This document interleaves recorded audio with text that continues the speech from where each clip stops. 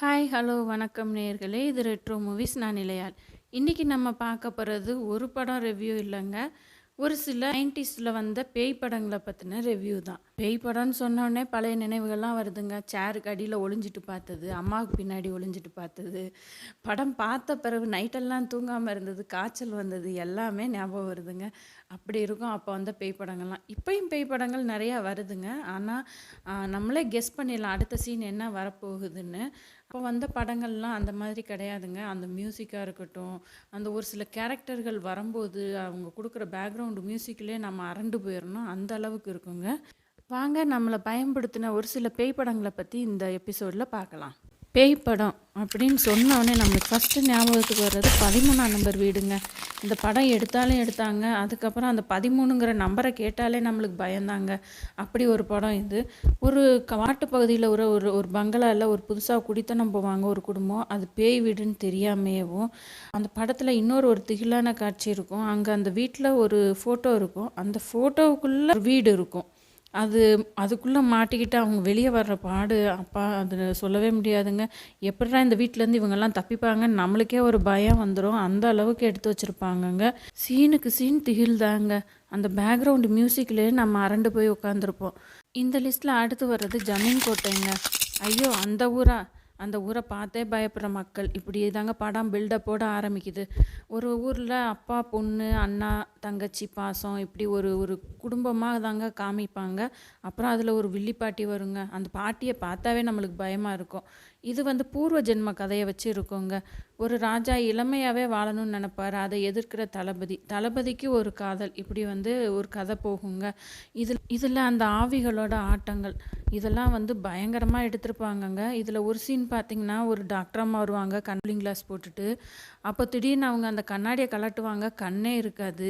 அந்த அளவுக்கு அது நம்ம எதிர்பார்க்கவே மாட்டோம். அந்த மாதிரி ஒரு சீன்லாம் நாங்கள் ஃபஸ்ட்டு அப்போ தான் பார்க்குறோம். அவ்வளோ ஒரு பயங்கரமாக இருக்குங்க. இந்த படத்துலேயும் பேக்ரவுண்ட் மியூசிக் வேறு லெவலில் இருக்குங்க. அடுத்து நம்ம பார்க்க போகிறது யார். இந்த படம் ஆரம்பிக்கும்போதே ஒரே புயல் காற்றுமா இதுவுமா தாங்க காமிப்பாங்க. அப்படியே ஒரு ஹாஸ்பிட்டலில் காமிப்பாங்கங்க. பூமிக்கு பக்கத்தில் மீதம் இருக்கிற 8 கிரகங்களும் ஒரே நேர்கோட்டில் அமையும் போது ஒரு அமானுஷ்ய நேரத்தில் ஒரு குழந்தை பிறக்குது அந்த ஹாஸ்பிட்டலில். அவங்க அம்மா அப்பயே இறந்துடுறாங்க. அந்த ஹாஸ்பிட்டலில் இன்னொரு தம்பதியினருக்கு குழந்தை பிறந்து இறந்து போயிடுது. அதனால அவங்க அந்த குழந்தைய வந்து நர்ஸ் அங்கே கொண்டு போய் வச்சிடுறாங்க. இப்போ அந்த குழந்தைய ஒரு கை வந்து ஆசீர்வாதம் பண்ணும் பாருங்க. அந்த கையை பார்த்தாவே நம்மளுக்கு பயமாக இருக்குங்க. அவ்வளோ அகோரமாக இருக்கும். அப்புறம் அந்த குழந்தை வளர்ந்து வந்த பிறகு ஒவ்வொருத்தரையாக கொல்ல ஆரம்பிக்குங்க. அதுக்கு பிடிச்சவங்க பிடிக்காதவங்க எல்லாரையுமே கொல்லும். இந்த நேரத்தில் நம்ம ஆக்ஷன் கிங் அர்ஜுன், நளினி இவங்க தான் இந்த படத்தில் மெயின் ரோல் பண்ணியிருப்பாங்கங்க. நல்ல சக்தியாக வந்து அந்த அமானுஷ குழந்தைய அழிக்கிறது தாங்க படம். ஆனால் படம் ஃபுல்லாக ரொம்ப பயங்கரமாக இருக்குங்க. முகமெல்லாம் அவ்வளோ கோரமாக காமிச்சிருப்பாங்க. மியூசிக்கும் அந்த அளவுக்கு பயங்கரமாக இருக்குங்க. நம்ம லிஸ்ட்டில் அடுத்து வர படம் வா அருகில் வாங்க. இந்த படம் பார்த்துட்டு பொம்மைகளையெல்லாம் தூக்கி வெளியே போட்டவங்க நிறைய பேர் இருந்திருப்பீங்கன்னு நினைக்கிறேன். அப்படி ஒரு பயங்கரமான ஸ்டோரி. பொம்மைக்குள்ளே பேய் புகுந்துக்கிடுங்க. முதல்ல இந்த ஒரு அழகாக லவ் ஸ்டோரியாக தாங்க காமிக்க ஆரம்பிப்பாங்க. அப்புறம் ஒரு பொண்ணுக்கு ஏற்படுற கொடுமையினால் அந்த பொண்ணோட ஆவி வந்து அந்த பொம்மையில் இறங்கிருங்க. அந்த பொண்ணு தன்னை அழித்தவங்களை எல்லாத்தையுமே பழி வாங்குறது தாங்க கதை. அவள் ஹஸ்பண்டையும் சேர்த்து அதில் வந்து படாப்படுத்துங்க. அந்த பொம்மை பாட்டு பாடும்போதாக இருக்கட்டும், அந்த பொம்மை எந்திரிச்சு நடக்கும்போதாக இருக்கட்டும், நம்மளுக்கு தாங்க பயங்கரமாக பயமாக இருக்கும். அப்படியே அது ஒரு குளத்தோரமாக உட்காந்து அழுதுகிட்டு இருக்கும். அதை போய் அவங்க கூப்பிடும்போது அதோட முகம் அவ்வளோ அகோரமாக காமிப்பாங்கங்க. இந்த படத்துலேயும் கடைசி வந்து நல்ல சக்தி வந்து அந்த பொம்மையை அழிக்கிற மாதிரி காமிச்சிருப்பாங்கங்க. இந்த லிஸ்ட்டில் நம்ம அடுத்து பார்க்க போகிறது உருவம். இந்த படத்தில் பேய் யாருன்னு கேட்டிங்கன்னா நம்ம மோகன் சாருங்க. அவ்வளோ ஒரு அமைதியான மனுஷனை ஒரு பேயாக பார்க்கும்போது அதுலேருந்து மோகன் சாரை பார்க்கும்போது கொஞ்சம் பயமாக தாங்க இருந்துச்சு. ஜாலியாக குடும்பத்தோடு ஒரு ட்ரிப்பு போய் தெரியாதனமாக ஒரு பேயை வீட்டுக்கு கூப்பிட்டு வந்துடுவாங்கங்க. அதாவது குடும்ப தகராறுனால பில்லி சூனியம் இதோ ஏவி விட்டு அவங்க குடும்பத்தை ஒரு படுத்துவாங்கங்க. அப்பப்போ மோகன் சார் வேறு பேயாக மாறுவார். அவர் முகம் வந்து அகோரமாக மாறும். அந்த மியூசிக்காக இருக்கட்டும், புகையாக வர்றதா இருக்கட்டும், இதெல்லாம் வந்து நம்மளுக்கு அப்படியே பயம் கொடுக்குங்க. இந்த படங்கள்லாம் பார்த்துட்டு நம்ம வந்து தனியாக வீட்டுக்குள்ளே போகிறது கூட நம்ம பயப்படுவோம்னா பாருங்களேன், அவ்வளோ ஒரு பயங்கரமாக இருக்குங்க. அடுத்து நம்ம பார்க்க போகிறது ஜென்ம நட்சத்திரங்க. இது ஒரு ஆங்கில படத்தோட தழுவல்னு தான் சொல்லணும். இதுவும் யார் படம் மாதிரியே தாங்க. ஒரு சாத்தானோட குழந்தைய வச்சு தான் படம் வரும்.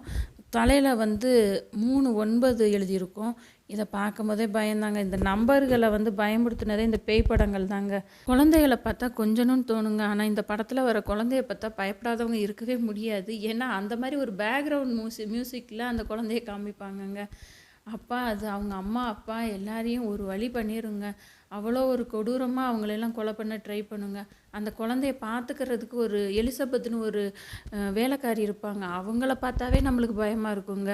அந்த அளவுக்கு பயங்கரமா எடுத்திருப்பாங்க இந்த படம்லாம். ஆக்சுவலா இந்த மாரி படங்கள்லாம் நான் ஒரு தடவ பார்த்தது தாங்க. அடுத்து இன்னொரு தடவ கூட பார்க்குற தைரியம் இல்லைன்னா பார்த்துக்கோங்களேன். இந்த பேய் படங்கள்லாம் போக, நாளைய மனிதன், அதிசய மனிதன் சொல்லி ஒரு சில படங்கள் இருக்குங்க. இந்த படங்களும் அப்படித்தான். ஆனா இதில பேய் வராதுங்க. ஒரு மனுஷனே வந்து அதாவது இப்ப ஜாம்பி படம் வருதுல்ல, அது மாதிரிங்க. ஒரு சில சயின்டிஸ்ட்டுக செய்ற ஆராய்ச்சி வந்து ஃபெயிலியர் ஆயி, இவன் வந்து அழிக்கவே முடியாத ஒரு மனுஷனா மாறி நிப்பான். அந்த ரோல்ல வந்து அஜய் ரத்னம் சார் வேற பண்ணியிருப்பாருங்க. அவர் ஹைட்டுக்கு அவர் அந்த பேய் உருவம் மாதிரி நடந்து வரும்போது நம்மளுக்கேவும் கொள்ள நடுங்குங்க. அவ்வளோ ஒரு பயங்கரமா இருக்கும். அந்த மியூசிக்கு சொல்லவே வேண்டாங்க. அப்படி ஒரு பயமா இருக்கும். இந்த இந்த பட வரிசையில நான் ஏதாவது பேய் படங்கள் மிஸ் பண்ணியிருந்தா நம்ம கமெண்ட் செக்ஷன்ல கமெண்ட் பண்ணுங்க.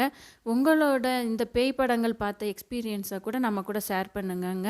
இந்த பேய் படங்களோட பேர்கள கேட்கும்போதெல்லாம் நம்ம மெமரீஸ்லாம் திரும்பி வந்த சந்தோஷமும் இருக்குங்க. கொஞ்சம் பயமும் கூட இருக்கு. இதோட இந்த எபிசோட நான் முடிச்சுக்கிறேங்க. அடுத்து வர எபிசோட்ல நம்ம மனச கவர்ந்த இன்னொரு படத்தோட உங்கள மீட் பண்றேங்க. நன்றி, வணக்கம்.